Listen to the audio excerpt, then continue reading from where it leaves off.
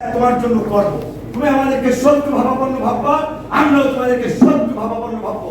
আজকে বাংলাদেশের এই আন্দোলনের পক্ষে কলকাতা থেকে শুরু করে পুরো ইন্ডিয়াতে ছাত্র জনতা যেভাবে বাংলাদেশের এই মানুষের পক্ষে দাঁড়িয়েছে, আজকে এই প্রোগ্রাম থেকে মমতা বন্দ্যোপাধ্যায়কে অবশ্যই আমাদেরকে স্যালুট জানাতে হবে। তিনি যেভাবে বলেছিলেন সেটি ন্যাশনাল নয়, শুধু ইন্টারন্যাশনালি একটি বড় প্রভাব তৈরি করেছে যে আমার বাংলাদেশের ছাত্র জনতা ভাইরা যদি নিরাপত্তায় ভোগে, প্রাণ বাঁচানোর জন্য সীমান্তে ঠক ঠক করে পশ্চিমবঙ্গের দরজা তাদের জন্য খোলা থাকবে। তিনি এই কথা বলে বাংলাদেশের মানুষের বন্ধুত্বের পরিচয় দিয়েছেন। ভারতের রাজনীতিবিদদের কাছ থেকে, পলিসি মেকারদের কাছ থেকে আমরা এই দৃষ্টিভঙ্গি চাই, কিন্তু গত 15 বছরে সবার কাছ থেকে সেইটা কিন্তু আমরা পাইনি। বরঞ্চ বাংলাদেশে বিরাজনীতিকরণের ক্ষেত্রে ফ্যাসিবাদ প্রতিষ্ঠায় ভারতের রাষ্ট্রীয় পলিসি ছিল শেখ হাসিনার পক্ষে, এমনকি পতিত স্বৈরাচারকেও সেই এক্সিট দেওয়ার জন্য ভারতের বিশেষ নিরাপত্তা এজেন্সি ব্ল্যাক ক্যাট এসে এখানে গুলি চালিয়েছে, জনগণের উপরে শেখ হাসিনাকে নিয়ে গেছে। কাজে পরিষ্কারভাবে এই যে সাম্প্রতিক ছাত্র জনতার গণ অভ্যুত্থানে যারা গুলি চালিয়েছে, গণহত্যা চালিয়েছে, এর সাথে যারা জড়িত প্রত্যেককে এই অন্তর্বর্তীকালীন সরকারের মেয়াদের মধ্যেই বিচারের মুখোমুখি করে বিচার সম্পন্ন করতে হবে। এই বাংলাদেশে যেন আর কোন হাসিনা ফ্যাসিবাদ তৈরি না হয়, তার জন্য অনতিবিলম্বে বন্দি বিনিময় চুক্তির মাধ্যমে শেখ হাসিনাকে দেশে ফিরিয়ে এনে গণহত্যার দায়ে ফাঁসিতে ঝুলিয়ে সর্বোচ্চ শাস্তি নিশ্চিত করে।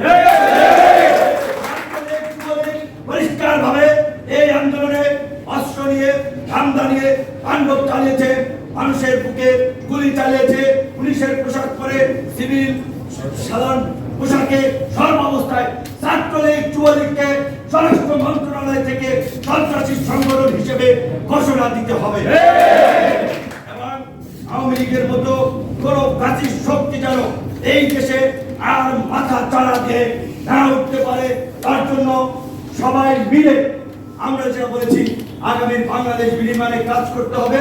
আওয়ামী লীগকে নিষিদ্ধের দাবিতে অবশ্যই রাজপথে আন্দোলন সংগ্রাম অব্যাহত রাখতে হবে। আওয়ামী লীগ প্রতি বিপ্লবের স্বপ্ন দেখছে, তাদের কাছে টাকা আছে, ওয়ার্ড পর্যায়ের নেতা থেকে শুরু করে টপ লেভেল হাজার হাজার শত শত কোটি টাকার মালিক।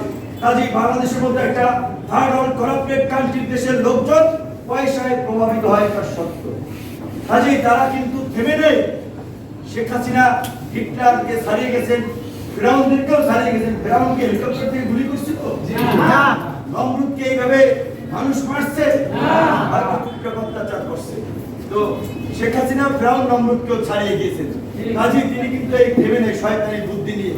কাজী আমরা পরিষ্কার ভাবে জেলা উপজেলার কালা মামলায় আপনাদেরকে সজাগ থাকার আহ্বান জানাচ্ছি।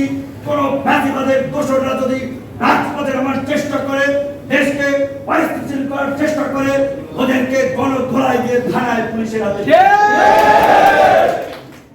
একই সাথে আপনারা জানেন প্রতি বিপ্লবের স্বপ্নে তাদের প্ল্যান ছিল 15ই আগস্ট থেকে ওই তথাকথিত চেতনার 21শে আগস্টের মধ্যে যে কোনো দিন ঢাকায় জড়ো হয়ে শোডাউন দিবে, অস্তিত্বের জানান দেবে। 15ই আগস্ট আমরা ছাত্র জনতা সরকার মিলে তাদেরকে পরাজিত করেছি। একই সাথে আগামীকাল 21শে আগস্ট আমরা গণ অধিকার পরিষদের পক্ষ থেকে ঢাকা মহানগরের নেতৃবৃন্দ আমাদের কেন্দ্র অফিস আলনাজি কমপ্লেক্সের সামনে অবস্থান কর্মসূচি পালন করবে। এই ফ্যাসিবাদের দোসররা যেন রাজপথে নেমে দেশ পরিস্থিতি করতে না পারে, দেশের মানুষের শান্তি স্থিতিশীলতা নষ্ট না করতে পারে, সরকারকে যেন পরিস্থিতিশীল করতে না পারে। একইভাবে সারা দেশে সকল রাজনৈতিক দলের নেতৃবৃন্দকে এই কর্মসূচি পালনের আহ্বান জানাই। প্রবাসী অধিকার পরিষদকে ধন্যবাদ জানাই।